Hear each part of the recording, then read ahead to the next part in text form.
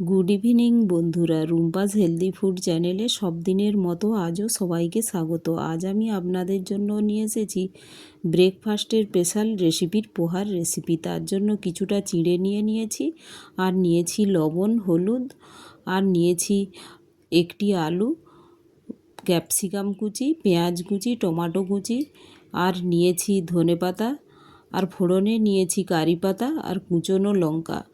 আরও নিয়েছি কয়েকটি কাজু আর চিনেবাদাম। এখন আমি এই কাজু আর চিনেবাদামটা আমি ভেজে তুলে নেব।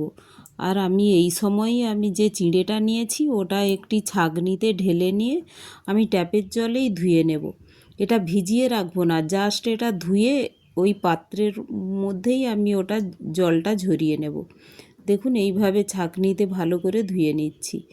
তো দেখুন ধুয়ে জাস্ট এই পাত্রের উপরই আমি রেখে দিলাম। এখন গ্যাসের ওভেনে কড়াই বসিয়ে দিলাম, আর ওর মধ্যে দিয়ে দিলাম একটু সাদা তেল। ওই তেলেই আমার হয়ে যাবে। তো সাদা তেলের উপরে এই চিনেবাদাম আর কাজুটা দিয়ে ভেজে নেব।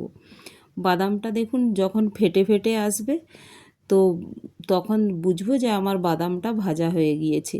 তো একটু ফ্লেভারটাও সুন্দর আসে। তো দেখুন এইভাবে সব বাদামগুলো প্রায় ফেটে ফেটে গিয়েছে। তো এই অবস্থায় আমি বাদামটা একটি পাত্রে তুলে নিচ্ছি। আর এই ভাজা হলে তার ফ্লেভারটা এত সুন্দর আসে, আর এটা ওপর থেকে দিলে শক্তও থাকে, তাই আমি ভেজে তুলে নিলাম। এখন ওই তেলের মধ্যেই দিয়ে দিলাম ফোড়নে কারি পাতা আর কুচনো কাঁচা লঙ্কা, দিয়ে ওর মধ্যে দিয়ে দিলাম আলুর উপর দিয়ে দেব পরিমাণ মতো লবণ আর হলুদ, দিয়ে আলুটা ভালো করে আমি নেড়ে নেব। আর এইভাবে নাড়াচাড়া করতে করতেই আলুটা কুক হয়ে যাবে। আর তাই ছোট ছোট করেই কেটেছি। আর এখন এই আলুটা নাড়াচাড়া করে এর উপরে দিয়ে দেব যে ক্যাপসিকামগুলো আমি কেটে রেখেছিলাম, ক্যাপসিকামটা দিয়ে দিলাম, আর টমেটো কুচিটাও দিয়ে দেব। আর এটা নাড়াচাড়া করে আমি একটু ঢেকে এটা কুক হতে দেব। পেঁয়াজটা আমি এখন দিচ্ছি না, এটা যখন একটু ভালো করে কুক হয়ে আসবে, তখন প্রায় 70% কুক হয়ে যাবে, তখন আমি এর মধ্যে দেব পেঁয়াজ। এখন এটা নাড়াচাড়া করে এটা একটু ঢেকে আমি 2 মিনিটের মতো কুক হতে দেব। এটা বানাতে আমার বেশি সময় লাগে না, খেতেও টেস্টি হয়, কিন্তু খুব কম সময়েই এই ব্রেকফাস্টটা বানানো যায়। দেখুন এটা নাড়াচাড়া করে প্রায় কুক হয়ে এসেছে। তো এই অবস্থায় দিয়ে দিলাম কুচনো পেঁয়াজটা দিয়ে আমি নাড়াচাড়া করে নেব।